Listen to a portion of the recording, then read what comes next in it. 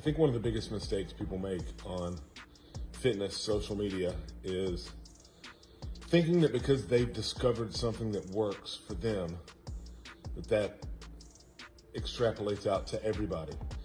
And then to the people who don't really know any better, who are watching these videos, they assume that that's right and that this thing that worked for this guy is going to work for them too. I just watched a video, just one example, of a guy who was teaching people how to generate leg drive on a bench press. And he said, this is the proper way to get good leg drive on your bench press. And that's just not, I mean, what he said will work for lots of people. I remember Dave Tate made a video 15, 20 years ago when YouTube was still fairly new. I believe it was just how to bench press or something like that. Oh, so you think you can bench press maybe. And he was talking about how there are two major ways to generate leg drive.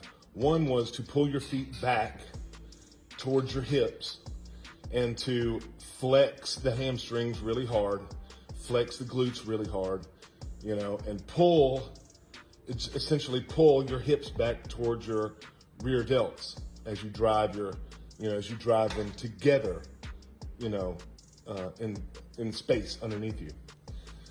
And that was essentially what this guy was teaching you, though he only knew half of that. He only knew the part about, pulling your feet back towards you and driving your heels down. And then the other way was to have the complete opposite, essentially, to have your feet out in front of you, drive your heels, push away, and push your glutes back this way. Well, which one is the proper way? If Dave Tate, a great lifter in his own right and a coach of lots of different lifters and a teacher in his own right,